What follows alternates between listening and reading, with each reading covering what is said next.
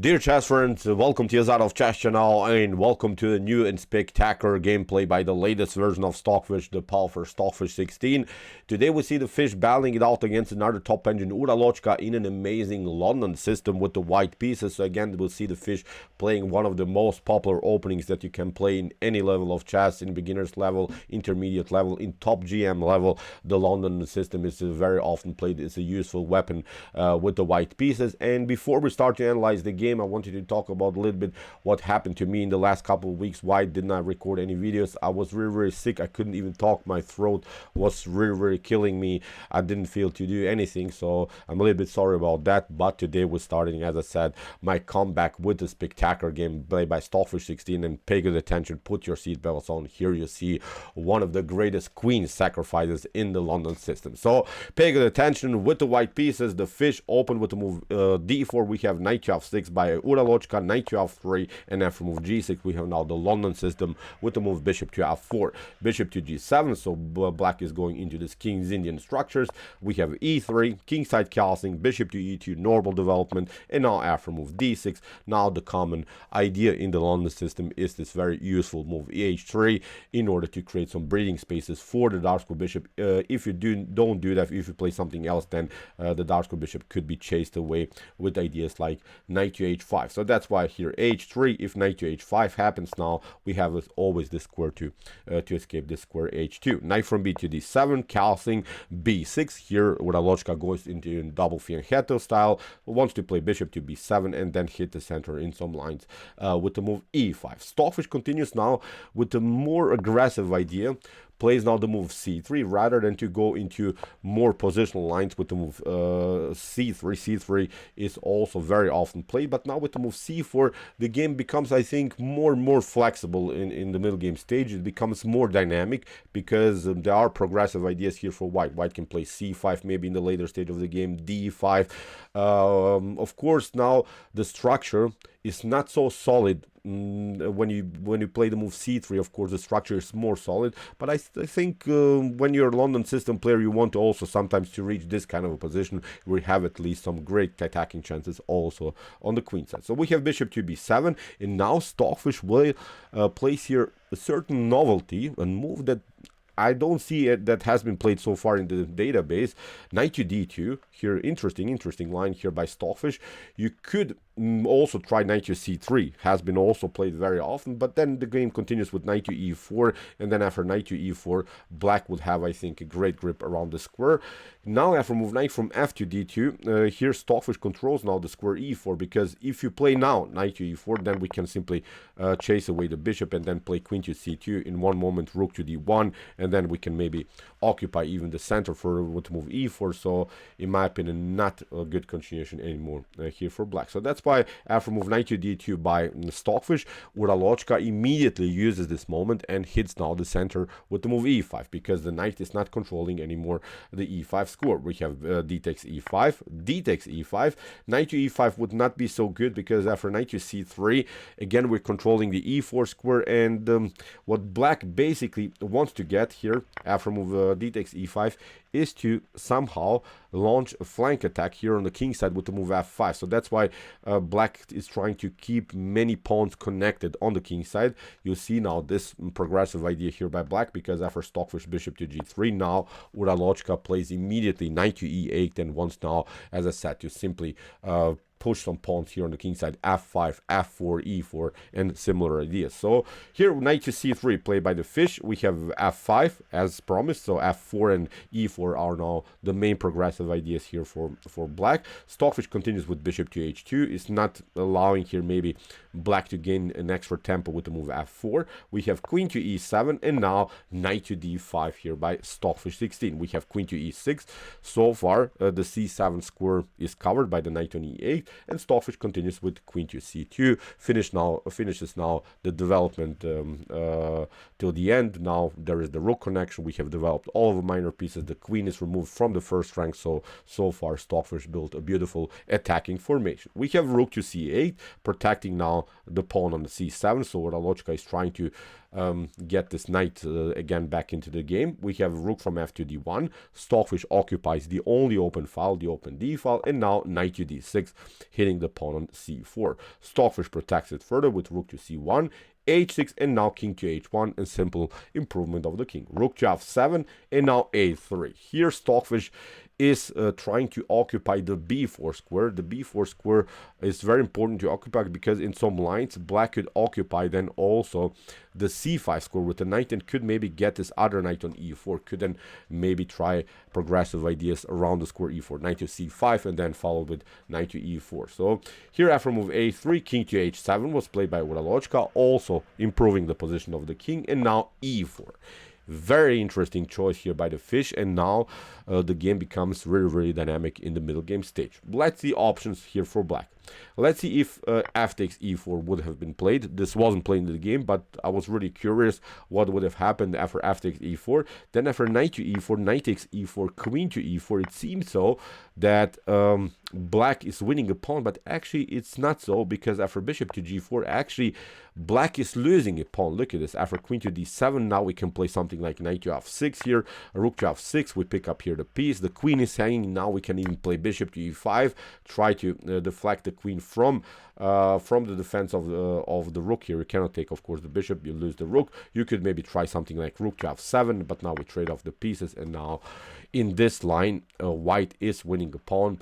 I'm not saying this is completely winning or something here for white, but I think in this top engine level, this is a perfect Stockfish endgame. I think Stockfish would win this game because Stockfish almost every time plays the perfect move. So as I said, after move f takes e4 here, this wouldn't be so good because of this tactical line with bishop to e5. So as I said, very cool calculations here by Stockfish 16. So that's why after move e4 here, c6 was played by Uralochka. Stockfish continues with knight to c3, and now c5. This move liberates, of course, the long diagonal for the light square bishop, but creates also a weak square in black's camp, a weak d5 square. But Stockfish is not even interested to occupy the d5 square immediately. Stockfish plays an interesting plan with the move b4.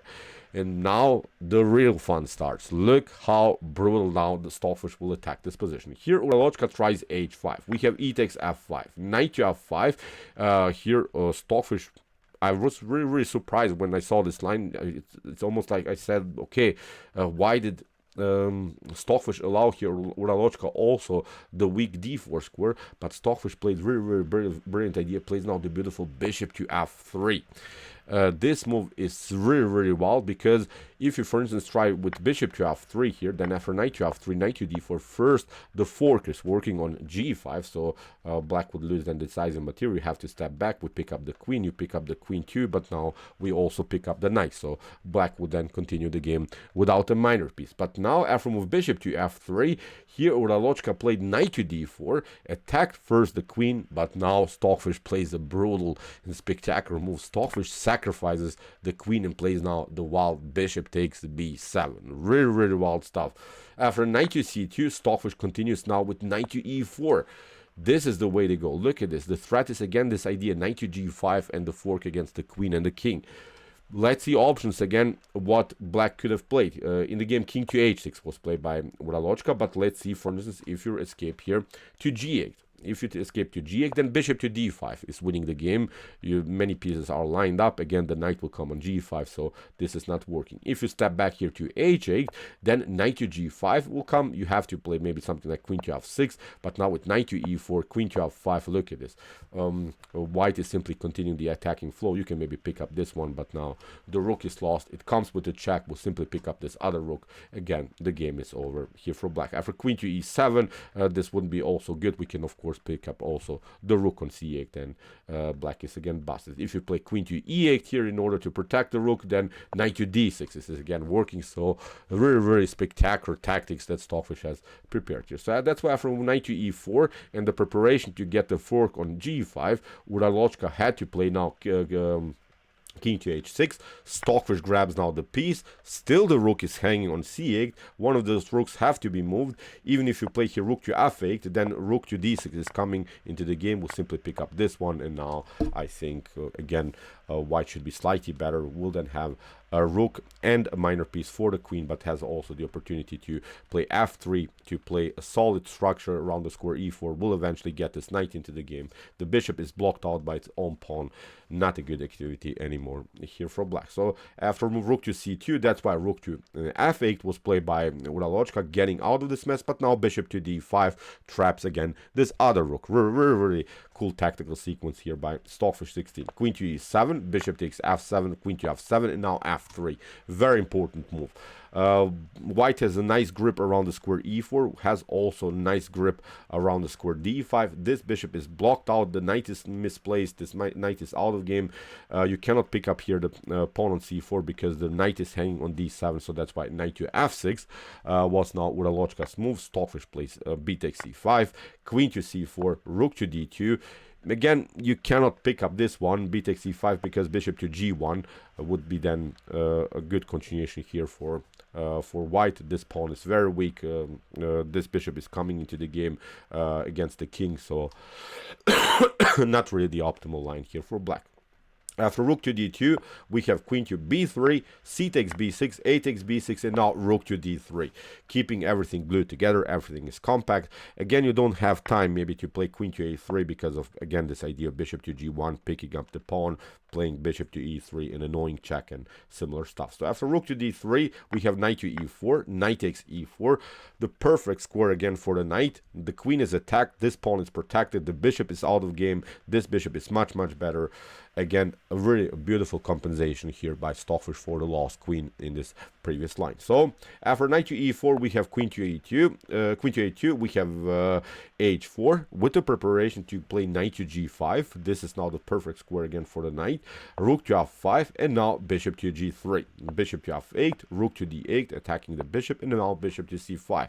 Finally, Uralochka got the bishop into the game, and there's no way that Stockfish will give up such a powerful knight for such a bad piece like the bishop here on c5. Stockfish plays now the calm king to h2, and has now in some lines even the opportunity to play rook to d7, and in some lines you can get even checkmated with rook to h6. So that's why Uralochka had to create some breathing spaces for the king. For instance, you try something like bishop to d4, then rook to c1, you have to play queen to e2, and now after something like, I don't know, bishop to e3, look at this, there is always this checkmate threat with rook to h8. So that's why here, as we said, g5 has to be played in order to create at least new space for the king. We have h takes g5, comes with the check, rook takes g5. Here Uralochka is trying to give up back material in order somehow to get rid of this very unpleasant knight on e4. We have rook to h8, king to g6, rook to c8, rook to f5, and now finally knight, king to f5, knight takes g5, king takes g5, and now Stockfish simply continues the pressure against the pawn on e5. We have bishop to d4, bishop to e5, queen to d5, bishop takes, queen takes, and now the rooks are connected here. Stockfish plays in the correct way, of course. When you have the rooks have to be always connected. And after queen to h4, a couple of checks were played, but really no perpetuals are possible here by black. Stockfish covers now the position with the rook. So here, king to g6, Stockfish attacks the queen, a new check, again protection by the rook, and now finally a4, everything is glued together, again compact, everything is protecting each other, so not a good position anymore here for black. Queen to c5, king to h2, again no perpetuals are possible. Stockfish plays rook to e7, queen to d4, rook to e6, king to g5, and now after rook to e4, queen to a1, Stockfish attacks again the queen. We have queen to d4, g3, very important move, which of course controls now all of the squares for the king. The king cannot escape, and now in some lines, for instance, after rook to e6 and rook to e5, you could get even checkmated. Here, Uralochka played king to f6, and in this particular position,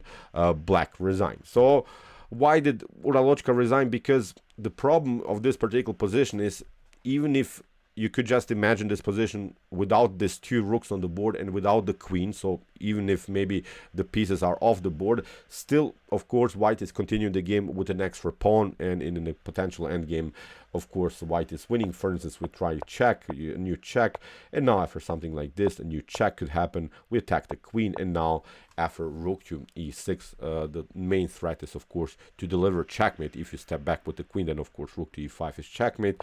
You have to maybe cover this e5 square, but now we can simplify the game and trade off the pieces. And after a couple of trades, again, as I said, this endgame is a simple win here for white.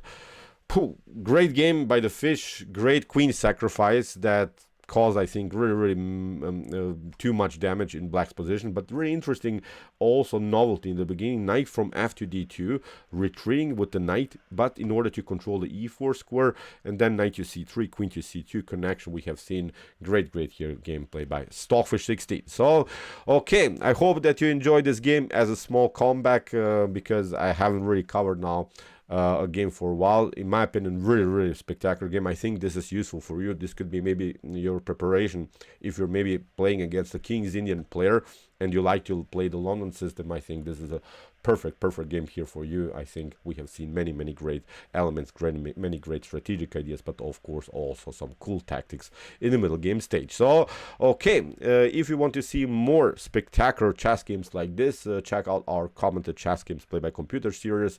Here's the link of our playlist, and if you like this content, don't forget to subscribe to my channel. See you soon with some more videos, and what do we say? Chess is the best, of course.